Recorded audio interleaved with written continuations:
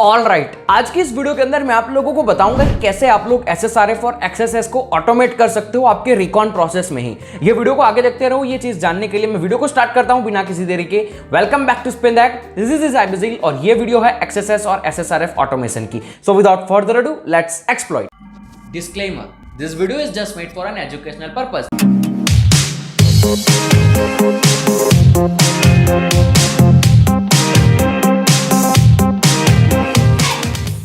तो ये video inspire हुई एक ट्वीट को देखकर, जो ट्वीट मैं कल रात को देख रहा था, जहां पर किसी ने कुछ स्टेप्स बताए हुए थे ऑटोमेट करने के ब्लाइंड एक्सेस और SSRF को। ध्यान देना, ब्लाइंड एक्सेस।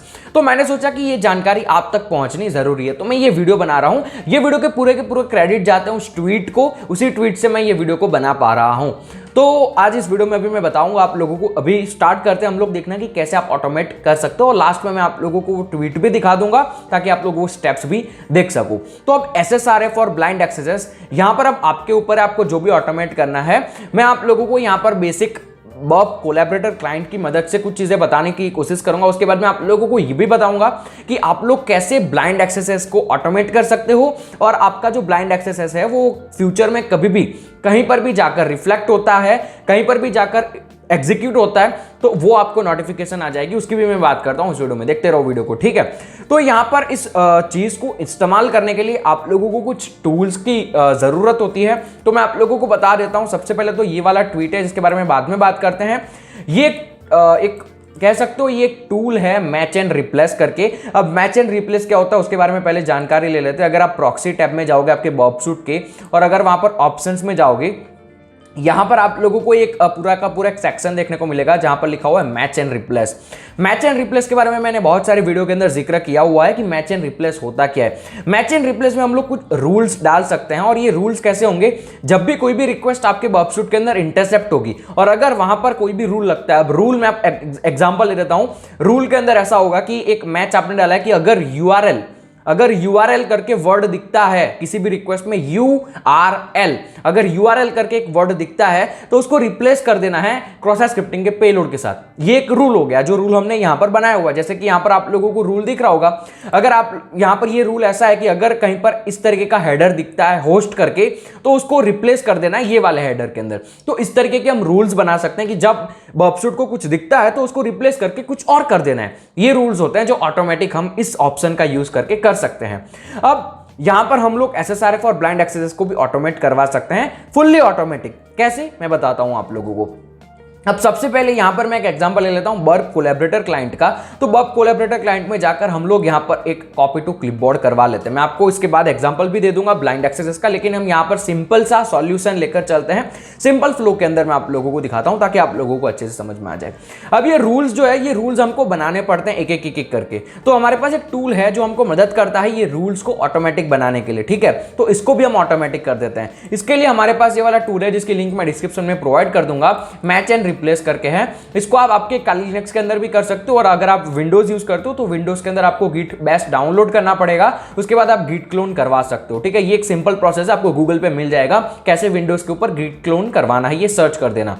तो मैंने इसको गिट क्लोन करवा रखा है। तो मैं यहां पर जाऊंगा इसके फोल्डर के अंदर, ये रहा ये फोल्डर। इसके अंदर जाकर हम लोग यहां पर टर्मिनल ओपन कर लेंगे, ठीक है। तो मैंने यहां पर कर लिया टर्मिनल ओपन। अब हम लोगों को इस टूल को यूज करना है। तो बेसिकली इसको यूज करने के अलग अलग यूज केसेस यहां पर दे रखे हैं कि कैसे यूज करना है। हम लोग यहां पर सिंपल सा एक सॉल्यूशन ये वाला जो दिया हुआ है उसको लेकर चलते हैं, ठीक है। तो अब इसको यूज करने के लिए हम लोग जाएंगे यहां पर। अब आप लोगों को सबसे पहले तो जो चीजें बताई गई है ना वो करनी पड़ेगी। आई गेस यहां पर कुछ रिक्वायरमेंट्स होगी तो शायद करना पड़ेगा। कोई भी रिक्वायरमेंट नहीं है, सिंपल सा इसको गिट क्लोन कर लेना है, ठीक है। अब यहां पर हम जाएंगे। अब यहां पर हम लोग इसको इस्तेमाल करेंगे पाइथन।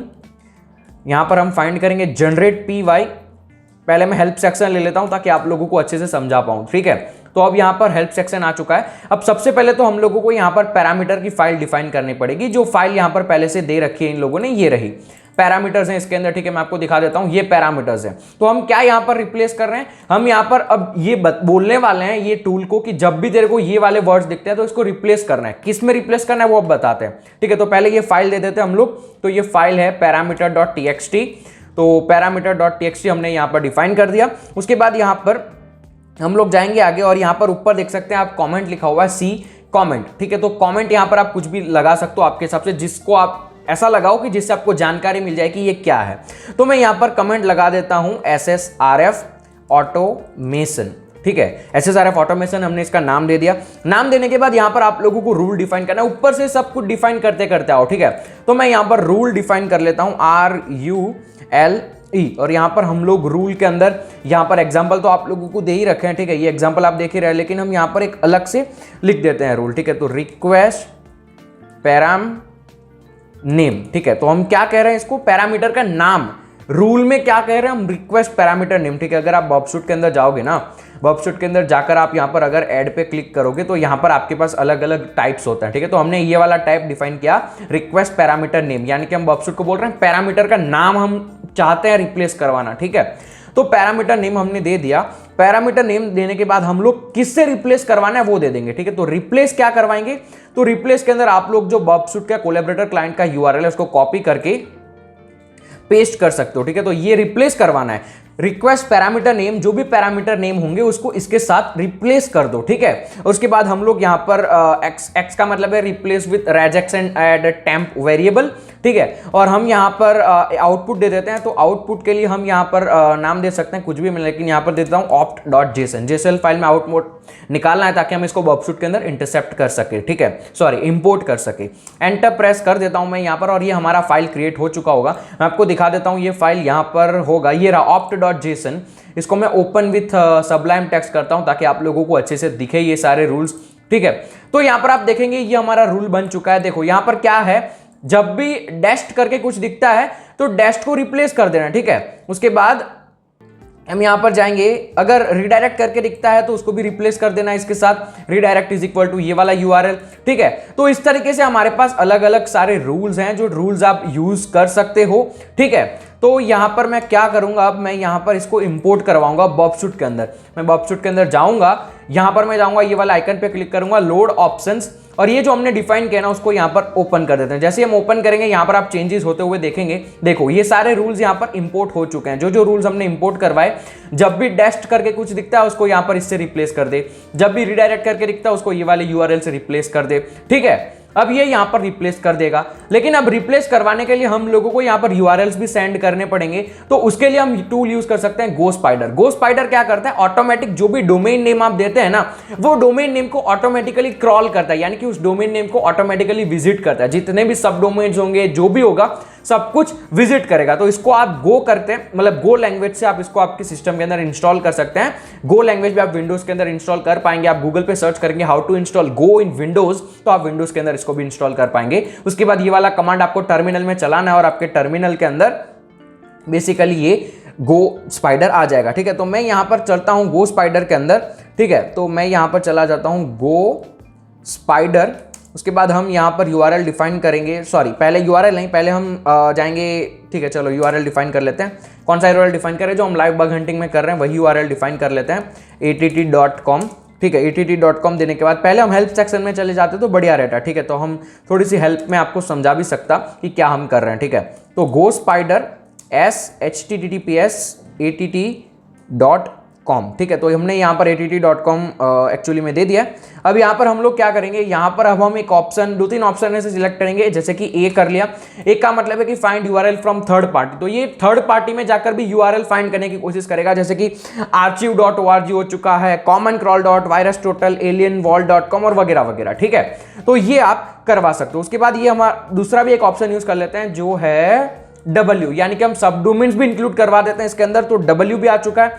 उसके बाद साइट मैप को भी यहां पर इंक्लूड करवा लेते हैं, ठीक है। उसके बाद हम साइट मैप ये रहा, ठीक है, ट्राई टू क्रॉल sitemap.xml। ये आपको पता ही है sitemap.xml क्या होता है, ठीक है। जिसको नहीं पता गूगल कर लेना, वो अब मैं यहाँ पर समझाने नहीं बैठूंगा। उसके बाद R करेंगे। R का मतलब है रिकर्जन। अगर रिकर्जन को हम इतना डिटेल में अभी नहीं समझाऊंगा, लेकिन मैं समझाऊंगा रिकर्जन आप लोगों को एकदम सिंपल लैंग्वेज में। किसी भी चीज को, कोई भी कॉम्प्लेक्स URL, कोई भी कॉम्प्लेक्स स्टेटमेंट है, उसको एकदम सिंपलेस्ट फॉर्म में तोड़ते जाना है, तोड़ते जाना है, तोड़ते जाना है, लास्ट में जाकर वो प्रोसेस को रिकर्जन कहते हैं। रिकर्जन का दूसरा भी एक मतलब होता है हमारे नेटवर्किंग फील्ड के अंदर कि आपकी तरफ से आपका DNS सर्वर दूसरे DNS सर्वर को रिक्वेस्ट करता है on your behalf, on your client behalf, ठीक है। अब इतना डिटेल में नहीं जाते, आप समझ लेना। रिकर्जन यहां पर लिख लेना है, ठीक है। आर रिकर्जन नहीं होता है, सॉरी मैं आर को रिकर्जन बोल रहा हूं। आर का मतलब है कि also include other sources URL, वो तो हो चुका है। यहाँ पर जो डी है ना वो रिकर्जन है, ठीक है, ये रहा depth, max limit recursion depth of visited URL, जो मैंने समझा यहाँ पर आप डिफाइन कर सकते हो। मैं 8 दे देता हूं, जितना कहां तक जाना, कितना डीप जाना है किसी भी चीज के, किसी भी स्टेटमेंट के अंदर, किसी भी प्रॉब्लम स्टेटमेंट के अंदर कितना डीप जाना है वो यहां पर आप डिफाइन कर सकते हो। इंटीजर नंबर 8 मैंने डिफाइन कर दिया, सिंपल सी चीज है। उसके बाद यहां पर हम लोग प्रॉक्सी डिफाइन करेंगे। प्रॉक्सी क्यों डिफाइन करनी है? ताकि हमारी जो भी रिक्वेस्ट है वो बॉबशूट के अंदर आती रहे। तो हमारा प्रॉक्सी यहां पर क्या है? हमारा प्रॉक्सी यहां पर 127.0.0.18080, ठीक है, तो वो हम डिफाइन कर लेते हैं। http 127.0.0.18080, ठीक है। अब यहां पर हमारा कंप्लीट हो चुका है गो स्पाइडर, ठीक है। अब गो स्पाइडर को हम ऑन कर देंगे और जितने भी रिक्वेस्ट ये क्रॉल करेगा वो सब कुछ बॉबशूट में आता रहेगा। बॉबशूट में आएगा, हमने वहां पर बता रखा है कि जहां पर ये वाला वर्ड आता है उसको रिप्लेस कर दे, तो मैं एंटर प्रेस कर देता हूं, ठीक है। अब मैं आप लोगों को एकदम सिंपल लैंग्वेज में ये चीज बता देता हूं। ये टारगेट के अंदर इंटरसेप्ट हो जाना चाहिए, जहां तक मैंने कुछ गलत नहीं लिखा हो तो ये इंटरसेप्ट हो जाएगा, ठीक है। देख लेते हैं हम लोगों ने कुछ तो गलत नहीं किया है, ठीक है। D8 go spider S HTTP, all right, we are going great, but यहाँ पर इंटरसेप्ट क्यों नहीं हुआ वो एक बार चेक करना पड़ेगा। ओके, मैंने यहाँ पर HTTPS दिया है तो नहीं देना चाहिए HTTPS, आपको HTTP देना है, ठीक है, तो मैंने गलती कर दी।